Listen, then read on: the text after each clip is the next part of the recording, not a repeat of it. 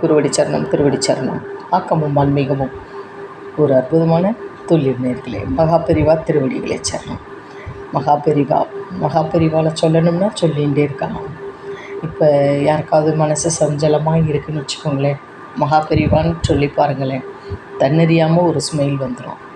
ஏன்னா அம்மாவுக்கு அம்மாவா, அப்பாவுக்கு அப்பாவா, எல்லாமே அவர் தான். கண்டிப்பாக ஒரு தொண்டர் மகாபெரிவாவை பார்க்க போயிருக்கோம். உங்களுக்கு எனக்கு இன்றைக்கி ரொம்ப பகிர்ந்துக்கணும்னு ஆசையாக இருக்குது.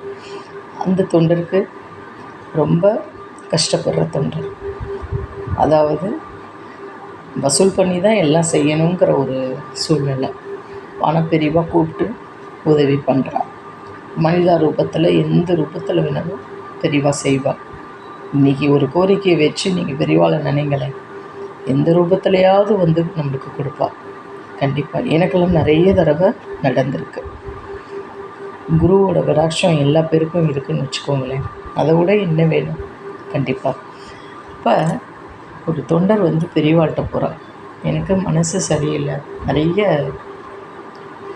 நிறைய பணம் இருக்குது, ஆனால் எனக்கு நிம்மதி இல்லை, அலைஞ்சுட்டே இருக்கேன் அப்படிங்கிற. ஒரு மனுஷன் அலைஞ்சுட்டே இருக்கேன்னு சொல்கிறப்ப எவ்வளோ வேதனையாக இருக்கும். அவ்வளோ பணம் இருக்கும் இன்னும், அப்புறம் ஏன் அலையணும் அப்படின்னா, எதை நோக்கி அலையிறா அப்படின்னு பெரியவா திருப்பி கேட்குறா.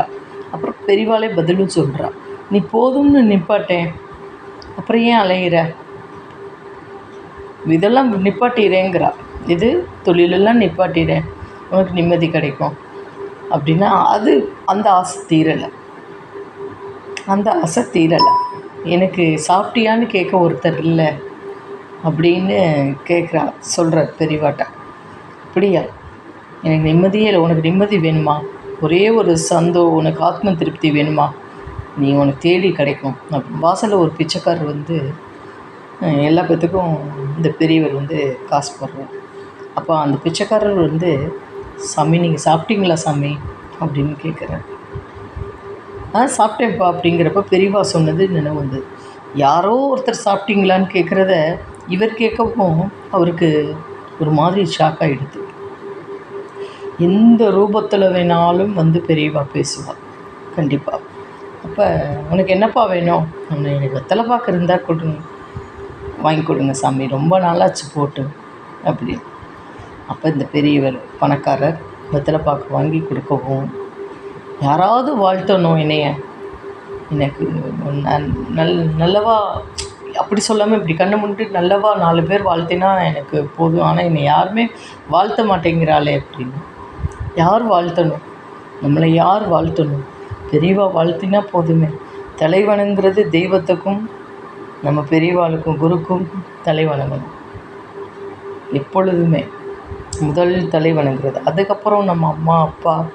முதல் அம்மா அப்பா தான், அதுக்கப்புறம்தான் எல்லாம் பெரியவா எல்லாம்.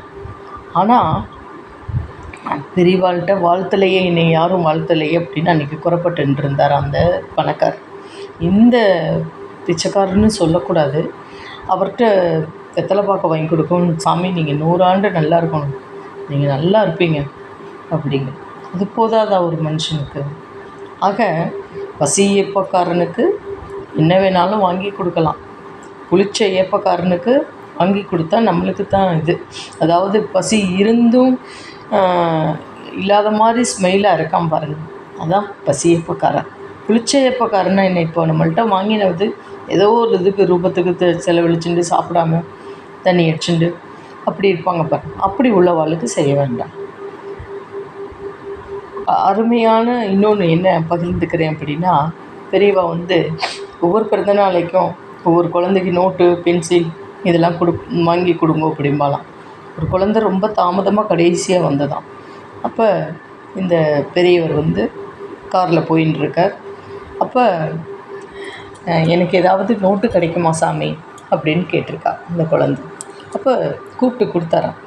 எந்த ரூபத்தில் வேணாலும் என்ன சொல்லலாம், வருவா பெரியவா.